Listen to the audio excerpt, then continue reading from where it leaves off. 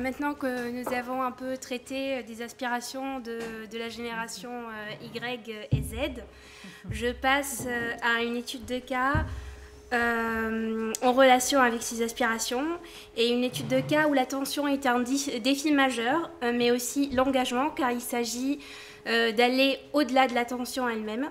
Je présente donc Ludovic Ballon, qui est issu d'une formation universitaire en philosophie et en sociologie et qui est aujourd'hui chargé de communication 360 degrés à la Marine nationale, qui s'intéresse à la question du sens du travail. Il est spécialiste de marketing RH et son enjeu, c'est de créer des contenus impactants afin de proposer une stratégie marque employeur authentique et captivante, donc pour une cible de jeunes, cette génération, cette fameuse génération, et qui est surexposée et sursollicitée. Donc ça va être comment émerger dans ce contexte surchargé d'informations, et je vous laisse donc entendre son intervention. Écoutez. Entre de bonnes mains. Voilà. Merci pour la présentation, ça résume assez bien ce que je fais. Donc tout d'abord bonjour à tous et à toutes. Moi, mon souci en tant que communicant pour la Marine nationale, c'est de faire émerger mon offre RH, enfin l'offre RH de la Marine nationale dans l'écosystème qui est particulièrement bruyant. Bruyant pour plein de raisons. C'est parce qu'en fait, je cible moi les 15-24 ans en priorité, mais ma cible élargie va jusqu'à 30 ans. Et cette cible, c'est une cible qui est très très sollicitée par tout le monde en fait, par les réseaux sociaux, par les grandes marques de sport, de consommation diverses. Et en fait, il faut que j'arrive à faire passer mon message, qui est RH, donc peu sexy a priori, au milieu de cet écosystème. Et en plus, ce qui rend la chose compliquée, c'est que la question de la RH est une question qui occupe aujourd'hui de plus en plus de monde. Donc il y a une espèce de confusion au niveau des prises de parole, parce qu'il y a l'éducation nationale qui va parler, il va y avoir Pôle emploi, il va y avoir les missions locales, il va y avoir plein de startups qui vont proposer des services qui permettent de faire matcher un profil avec une offre d'emploi. Et moi, je dois exister au milieu de tout ça. Je dois exister au milieu de tout ça en valorisant un produit qui n'est pas forcément facile à valoriser, qui est la Marine nationale, et qui est peu connu par la plupart des Français, parce que le propre de la Marine nationale, c'est d'opérer derrière la ligne d'horizon, et malheureusement, on ne sait pas ce qui s'y passe. Donc, ce que je dois faire, dans un premier temps, pour valoriser l'offre RH de la Marine nationale, c'est déjà faire connaître la Marine, et expliquer ce qu'elle fait, et qu'est-ce qu'elle propose comme expérience de vie.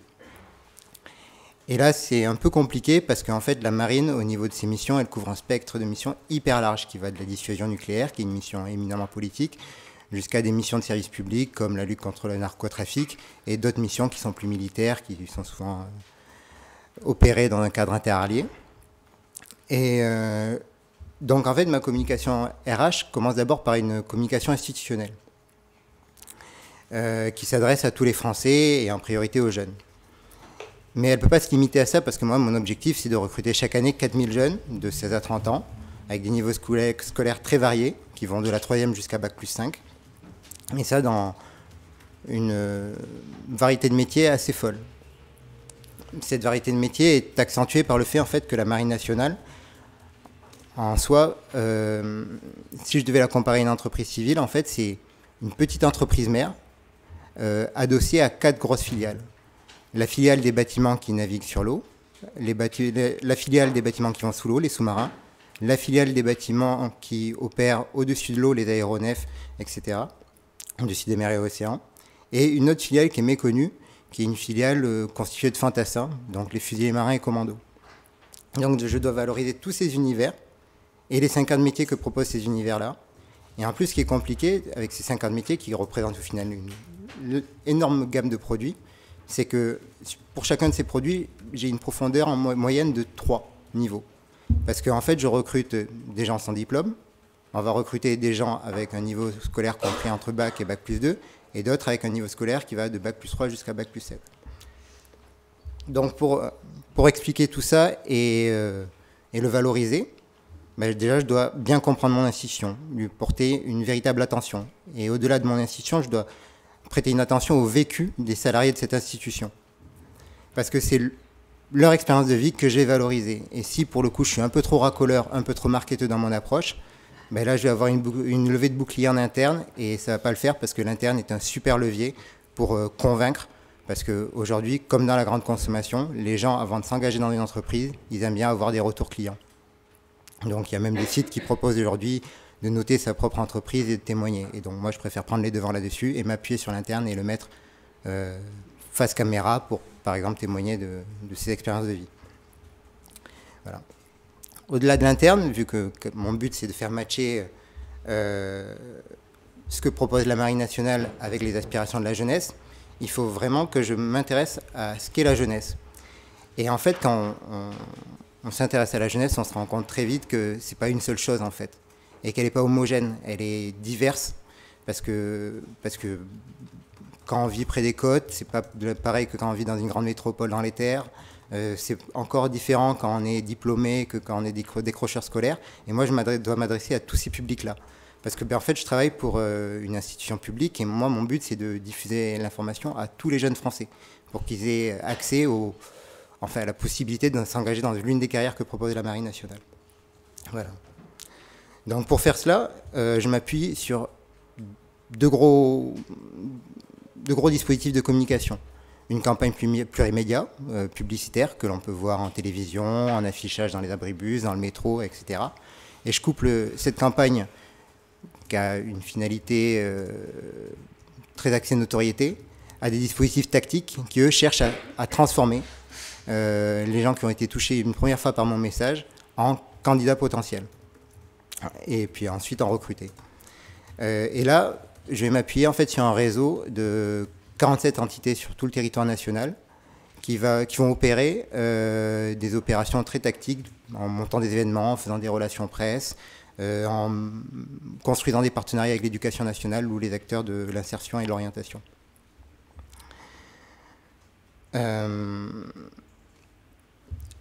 Pour que ces dispositifs fonctionnent, il faut que je produise du contenu. Et pour produire du contenu, il faut déjà que je sois attentif à l'écosystème dans lequel je vais m'insérer au niveau de ma prise de parole. Il faut aussi que j'identifie, à chaque fois que j'arrive dans un écosystème, quel est le niveau de proximité qu'ont mes cibles avec le message que je vais leur diffuser. Est-ce que je dois travailler ma notoriété accessible? Est-ce que je dois faire de la pédagogie? Est-ce que je dois finir de les convaincre? Et ça, c'est pas évident. Et une fois que j'ai compris quelles étaient les attentes de mes cibles, je dois produire une batterie de messages pour amorcer une relation avec elles. Et une relation que je souhaite durable, parce que mon but, c'est vraiment de les accompagner du premier contact qu'elles vont avoir avec la Marine nationale jusqu'au moment où elles vont signer leur contrat. Voilà. Et ensuite, une fois que j'ai produit mes messages, il faut penser à la diffusion, parce que la diffusion, c'est la clé, en fait. Et si on diffuse un message qui n'est pas adapté sur la mauvaise plateforme, ça ne peut pas fonctionner, même si l'idée derrière est belle. Quand j'étudie l'écosystème de prise de parole dans lequel je vais m'insérer, en fait, je me rends compte que la Marine nationale est, un, pas connue, et deux, pas attractive. Pas attractive parce que concrètement, le monde maritime, ça n'attire pas aujourd'hui dans la plupart des pays occidentaux. Donc, qu'est-ce que je dois faire pour exister malgré ce frein-là? Mais en fait, je dois redéfinir la façon dont je présente mon offre. Et par exemple, ce que je fais aujourd'hui, c'est que j'arrête de valoriser l'univers maritime, mais je mets en avant les métiers de la marine. Mais ça entraîne une segmentation de mes prises de parole. Parce que quand je parle d'un métier, je ne vais pas le faire dans des grands médias de masse. Je vais aller dans des médias spécialisés, je vais aller dans des écosystèmes particuliers. Et je dois apprendre les codes de ces écosystèmes-là pour être crédible et arriver à différencier l'offre que je présente. Et ça, c'est pas évident. Même s'il y a énormément d'arguments pour valoriser l'offre RH de la marine. Une fois que je suis dans ces écosystèmes-là, comme je vous le disais tout à l'heure, je dois identifier la proximité de mes cibles avec mon message. Et ça va définir mes grands objectifs de communication. Pour certaines cibles, l'objectif, ça va être de me différencier ou de créer les conditions de la considération de la marine comme étant un employeur potentiel. Et une fois que ces objectifs ont été identifiés, je dois comprendre quelles sont les attentes de ma cible. Est-ce que ma cible, elle cherche, au moment où je m'adresse à elle, un métier? Est-ce qu'elle cherche une orientation scolaire à l'issue d'un baccalauréat? Est-ce qu'elle souhaite au contraire une reconversion professionnelle ou à vivre une aventure dans un écosystème un peu atypique? Et une fois que j'ai identifié ces aspirations-là, ben j'éditorialise mon message et je fais en sorte qu'il soit le plus impactant possible. S'il y a une chose à retenir de tout ce que je vous dis, c'est que, en gros, moi, mon travail de communicant spécialisé dans la RH, c'est avant tout de rendre service aux jeunes auxquels je m'adresse. Parce que si je ne leur rends pas service et que j'envoie un message qui est trop générique et qui part trop de moi, mais qui ne répond pas à ce qu'eux attendent, mais mon message ne va pas être impactant et attirer leur attention. En fait, moi, mon travail, c'est un travail déjà de traduction de ce qu'est la marine, et après un travail de diffusion, afin que mon message puisse être décrypté par mes cibles. Et ça, c'est assez compliqué. Voilà. Donc, en gros, ce que j'essaie de vous faire passer comme idée, c'est que pour se faire entendre dans un écosystème particulièrement bruyant, la solution n'est pas de parler le plus fort et de saturer les ondes, en fait. La solution, c'est de parler de façon juste au bon moment. Et donc, ça m'amène, par exemple, sur les réseaux sociaux, à réduire le rythme de publication. Au lieu de publier tous les jours, je publie 2 à 3 fois par semaine, par exemple, sur Facebook, pour laisser le temps à mes publications de vivre longtemps. Aujourd'hui, ça m'amène, parce que, comme je vous le disais tout à l'heure, les jeunes sont en attente d'avis employés, à quelquefois donner la parole aux marins sans qu'il y ait de communicants derrière eux. Donc, par exemple, on a mis en place sur notre site carrière un espace de chat où on peut discuter avec des marins. Voilà. Je ne sais pas si vous avez des questions, mais voilà en gros ce que je fais.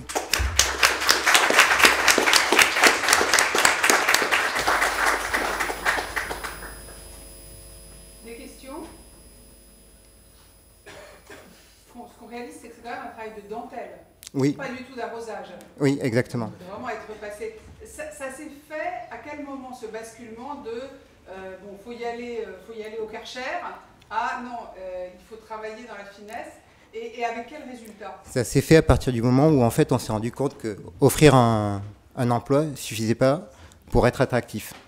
Et que pour susciter l'engagement d'un jeune, ben en fait il faut l'engager pas que sur l'aspect professionnel mais également personnel. C'est exactement ce qui était dit tout à l'heure par Myriam. Et ça, c'est à quel moment? Et ça, c'est arrivé à partir du moment où il y a eu une reprise économique il y a 2 ans à peu près. Ah ouais. Voilà. En quoi ça a joué, le fait qu'il y ait une reprise économique? Ben, c'est qu'avant, je me différenciais de la plupart des employeurs en proposant du boulot. Ouais. Aujourd'hui, ça ne suffit plus. Quand on a le choix. Et en fait, je me suis rendu compte que vu que ça ne suffisait plus, les gens à qui je m'adressais étaient de plus en plus exigeants.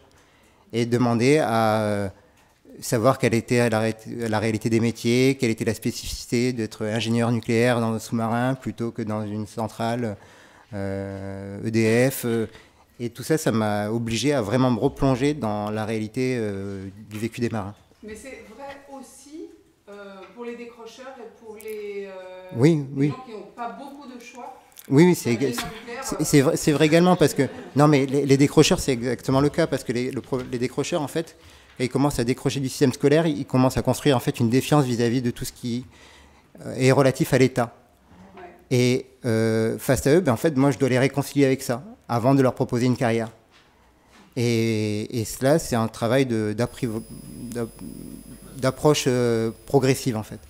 Et donc, je vais m'appuyer sur des partenaires externes, des associations, les missions locales, pour amorcer une relation. Et après, je vais leur proposer de goûter à l'offre de la marine par des petits stages et en faisant de la pédagogie à côté. Et en fait, là, moi, je vous ai donné l'exemple de l'ingénieur nucléaire qui est particulièrement sollicité par le marché, mais en fait, les cuisiniers sont très sollicités par le marché, les techniciens dans l'aéronautique également. Moi, je connais très peu de métiers où concrètement, le marché n'est pas favorable aux candidats. Voilà. Et vous n'avez pas répondu à ma question sur est-ce que ça fonctionne? Oui, ça fonctionne. Ça fonctionne parce qu'en fait, on n'a pas le choix. Parce que si ça ne fonctionnait pas, en fait, il y aurait des bateaux de la Marine nationale qui resteraient à quai. Parce qu'en fait, s'il manque un cuistot sur un bâtiment, ben en fait, le bâtiment ne peut pas prendre la mer. Et pourtant, on se dit que ce n'est pas la fonction la plus essentielle à bord. Non, non, non, parce que l'ingénieur, il est sursollicité. Et donc, ben, oui, c'est peut-être pas cuisiner non plus. Mais donc, j'ai une obligation de résultat et tous les moyens sont bons. Et en fait, ce qu'on se rend compte, c'est qu'il n'y a pas qu'une stratégie qui fonctionne. C'est une multitude de stratégies et chaque stratégie est spécifique à la cible à laquelle je m'adresse.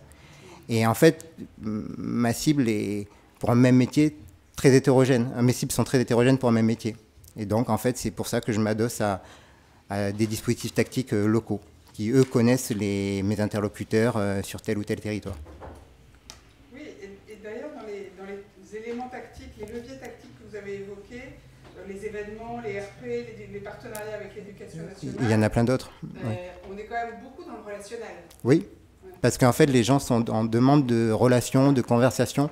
Et on le voit aujourd'hui, quand on regarde les programmes télévisuels,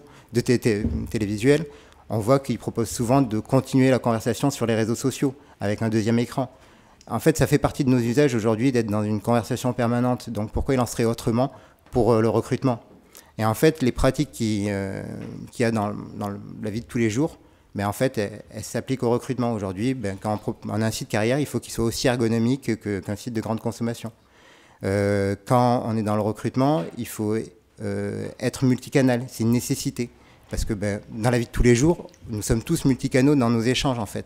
Il n'est pas rare de se retrouver invité à un anniversaire sur Facebook, de poursuivre la conversation avec les invités à cet anniversaire sur Messenger et de poursuivre encore l'échange sur WhatsApp ou par SMS pour se fixer un rendez-vous afin de définir quel est le cadeau commun qu'on va acheter. Donc voilà, moi je suis les tendances de la société et j'essaie de m'y adapter du mieux que je peux avec les moyens que j'ai financiers et humains. Voilà. Et dernière chose qui m'a frappé, c'est la notion de sincérité. Oui. C'est-à-dire le fait qu'on ne peut plus bourrer le mou parce que le retour de l'interne, l'effet miroir vis-à-vis de l'interne. Et oui, il y a l'effet miroir de l'interne qui m'inquiète, mais il n'y a pas que ça. C'est que, en fait, moi, le but, c'est de faire se rencontrer la Marine nationale et les jeunes. Donc, en fait, je suis dans une dynamique de médiation, comme c'était dit tout à l'heure par Sébastien. Et donc, en fait, si je veux opérer cette rencontre, je suis obligé d'être sincère parce que, comme dans toute institution, il y a une période probatoire, il y a une période où on peut rompre son contrat. Et si j'ai trop menti, si j'étais trop racoleur, ça entraîne une forme d'attrition. Les jeunes quittent leur poste avant même d'avoir été réellement utiles pour la marine, parce qu'il faut les former pendant quelques mois avant qu'ils soient réellement utiles. Donc c'est pour ça que l'authenticité est une nécessité. Il y a une superbe campagne, pardon de la cité, oui. De l'armée de terre en recrutement. Oui. Qui devait avoir le prix de la comité d'entreprise il y a 12 ans. Un peu plus, oui. C'est vrai. Comment, si tu as la même problématique pour le recrutement dans une arme, comment vous vous positionnez par rapport à elle, comment justement la problématique de la différenciation, comment faites-vous? Mais la différenciation, elle est assez simple en fait. Elle est simple parce qu'en fait, on n'a pas du tout le même modèle RH et on ne recrute pas du tout les mêmes choses, les mêmes profils. En fait, l'armée de terre a longtemps répété qu'elle n'avait qu'un seul métier, celui de soldat. Ce n'est pas le cas de la marine. La marine, elle va dire qu'elle a 50 métiers parce qu'en fait, c'est une armée de techniciens. Et en gros, l'armée de terre va recruter en masse pour faire du fantassin. Moi, en fait, je vais avoir un recrutement qui va être vraiment de la dentelle.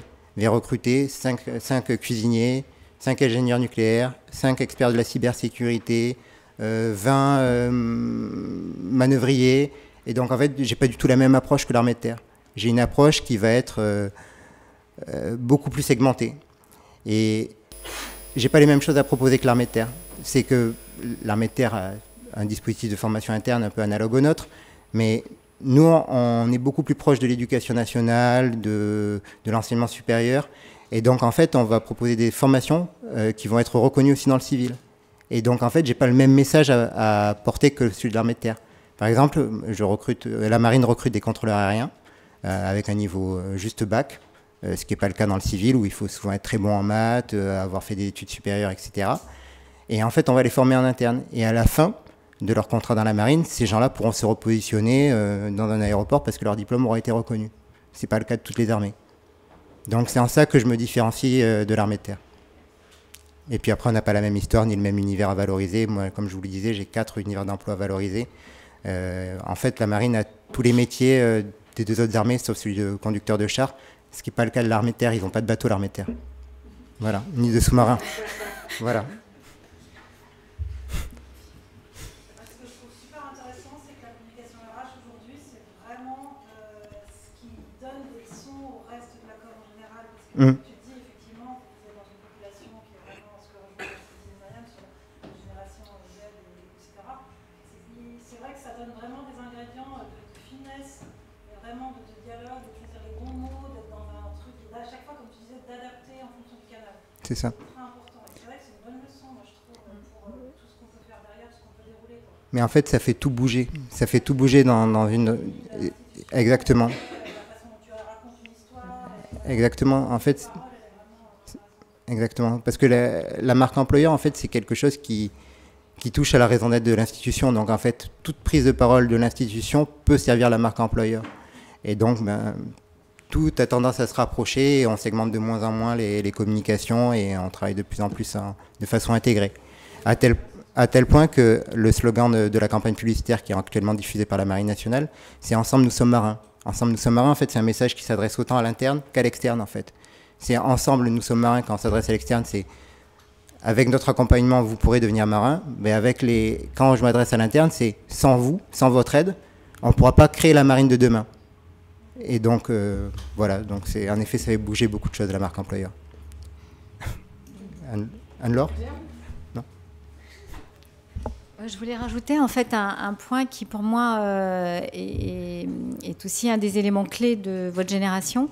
C'est que quand tu parlais tout à l'heure de la sincérité, de l'authenticité, là il y a un phénomène aussi qui est extrêmement intéressant dont il faut que vous en parliez, si ce n'est déjà fait, c'est qu'aujourd'hui, sentez-vous autorisé à ne pas forcément attendre que l'entreprise vous propose des postes. Venez proposer votre compétence, venez proposer qui vous êtes, dans ce que vous êtes. Montrez à l'entreprise que vous l'aimez dans ce qu'elle peut vous apporter et dites-lui qui vous êtes et pourquoi vous l'aimez. L'entreprise est très très sensible à ça. Pourquoi ? Parce que dans l'entreprise, vous avez des êtres humains et quand on leur parle bien de leur entreprise de l'extérieur, ça vient les toucher. Et là, on voit bien qu'effectivement, cette notion d'alignement est aussi très importante en interne. Voilà, donc ça va dans les 2 sens.